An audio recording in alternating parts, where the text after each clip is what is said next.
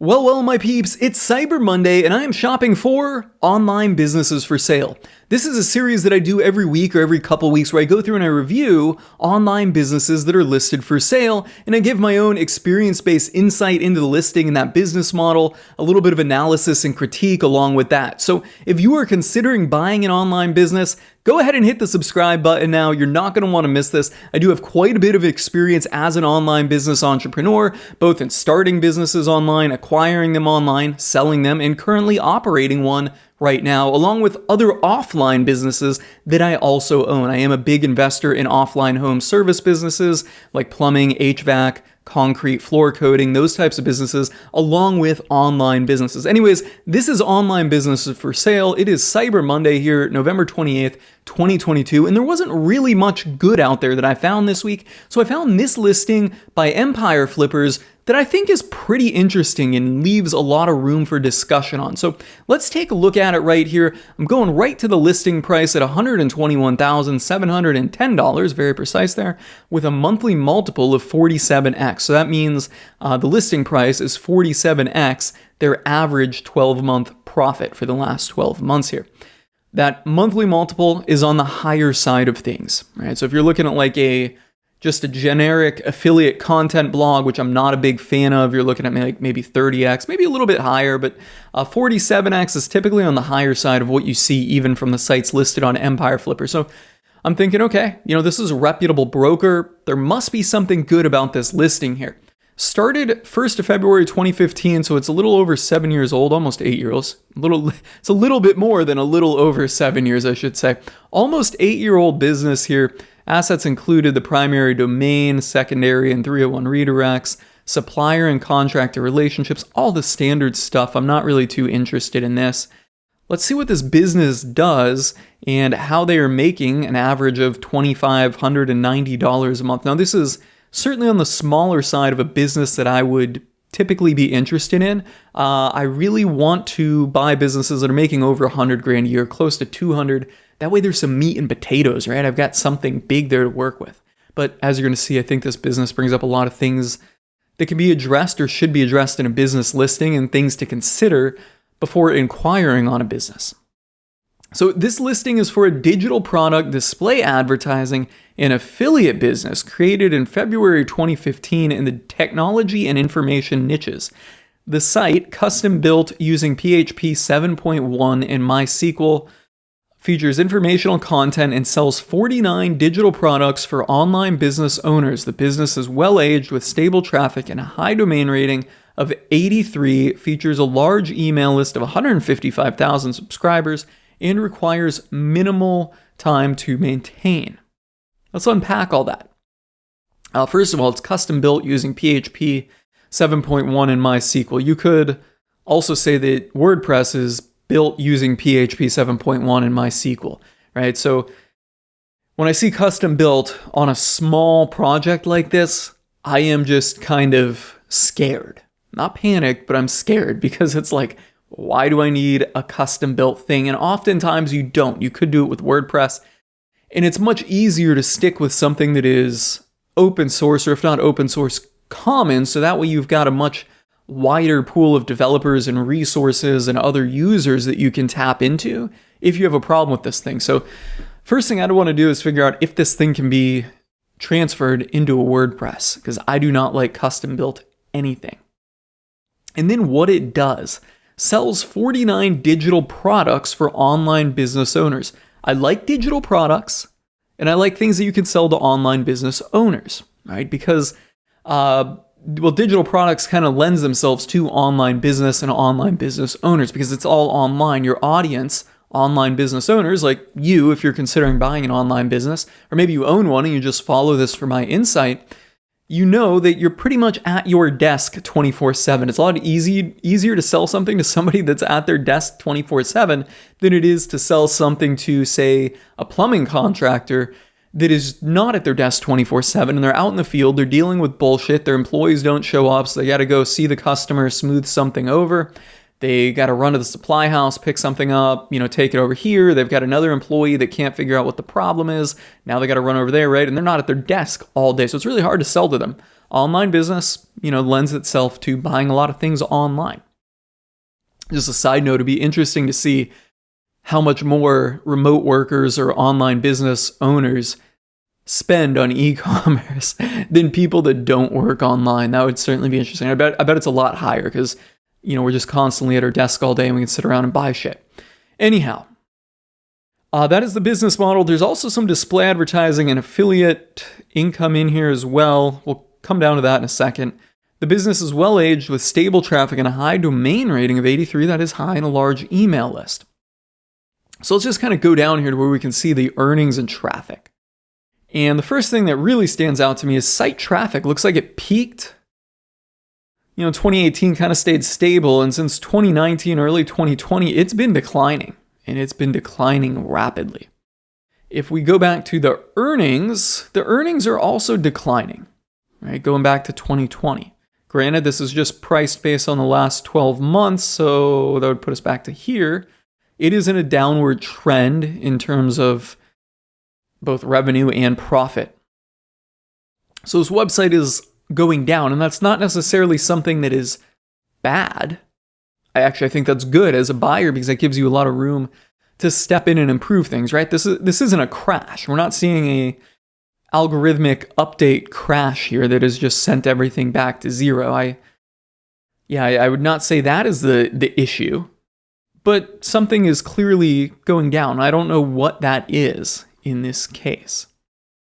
All right. So that, I think is more of an opportunity than it is a red flag with the business. That said, it's at a 47x multiple. I'm not seeing a 47x multiple behind this declining revenue and traffic. I personally think that 47x is a little aggressive. The business generates revenue. All right, so let's get into this. Where is it coming from? The digital product, the affiliate, yada, yada.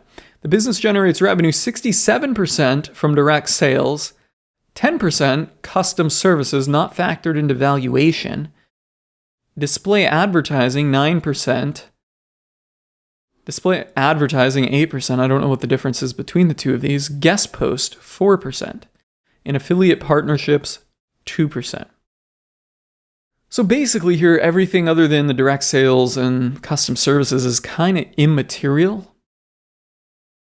Maybe there's display advertising revenue, but like if you get into this, or at least if I got into this, I'd be really interested in the digital products. Now we don't know what price point the digital products are. That's huge. And the site does have some traffic. It's actually a pretty decent traffic, over 50,000 unique users a month consistently. So that's pretty good. It's got that. So I don't think that they're selling a real high ticket item to get this revenue. We don't know. We can't tell from this listing. And then if we come down here, traffic comes primarily from organic search. Okay, not bad. Referral and direct, so it's not 100% organic. Then we get into the top 3 countries driving traffic are India at 21.47%, the US 10.09%, and Indonesia 4.84%. So the traffic is very globally diverse. Not even 40% of the traffic comes from 3 countries, so the rest of it must come from all over the world. That's a lot of different markets. And to me, this last sentence really reads as a red flag to me in this business. Because there's so many different markets here, right? I'm familiar with the US market and Canada. I speak English, Canada, although not the official language of Canada. They all speak English up there. And they're going to react generally to the same marketing message. But India is a totally different market, and you rarely see India in these types of listings, at least from Empire Flippers or any other major brokerages, being a leading traffic source. And then Indonesia in there. And these markets don't have nearly, not even close to, the disposable income that the US market has. So that is something I really don't like. I would much rather see this business be all US, Canada, maybe Australia or some other economically more developed nation. So, up until I got to this point, I was kind of liking this thing, right? Like maybe we can come in here and move this thing back to WordPress. we can do something with the digital products, increase sales through paid ads, maybe work harder on our email list, and boom, we can kind of turn this thing around, right? Go back to publishing content. Maybe they haven't done that in a while. The only other thing that I would have been curious about, is like I said, the digital products and their price point, but going a little deeper, when was the last time they were updated? Because a lot of people get these digital products set up and they churn it out and make a bunch of money, and we don't know what the revenue and profit was before October 2020, but possibly this thing was just raking in the dough if somebody created this, especially if they really bootstrapped it. This thing's just raking in the dough, and now they're like, F it, I'm done. And that product hasn't been updated. That can either be a pro or a con, depending on what your position is in the market here and how you really want to handle your business. It can be a pro because if you update the if you update the product, update the course or whatever the digital product is, right? You've got something new to sell. You could even go back and sell to your old customer base. Maybe you bring it up to what the current market competitors have and improve it, and give yourself a competitive advantage that way. The con is if it's really, excuse me there. The con is if it's really difficult to create this type of info product or digital product, we don't know if it's info, but some type of digital product, then it could be a lot of work that you're really jumping into here. So this listing really had a lot to unpack here. I think it's an interesting one. That said, I have to say, quite frankly, for me personally, I really have no interest in this business, largely coming from the fact that the trafficked model is just outside of the US or any other economically developed nation. There's a lot of, I think, challenge. I was going to say red tape, but it's not red tape. A lot of challenge with this. I don't even know how you'd focus on building traffic from India per se. I don't know how to communicate in their language, and I think they do speak different languages over there. And maybe it's all English, but to grow it, you'd have to engage in another language. So yeah, this one just doesn't seem like it's up my alley. There's a lot of things you could do to certainly improve it seems like, but for me personally, I really would pass this one up, especially considering that the average monthly profit here is just so low. So guys, that I think is a wrap on this business listing here from Empire Flippers. I will go ahead and include the URL in the video description as well. So if you're interested in it, you can click on through and come on into Empire Flippers here and make an inquiry on it. And you know what? If you do go out there and you make an offer or buy this business, do let me know. I would absolutely love to hear from someone that found their business by watching one of my videos. And that said, if you found this video helpful and insightful, hey, go ahead and do me a sweet one. Hit the like button. Drop a comment. Let me know that you found it helpful and insightful. That's really what motivates me to do these videos. And of course, do yourself a sweet one and hit the subscribe button. That's a wrap on this one again, guys. I'm signing off.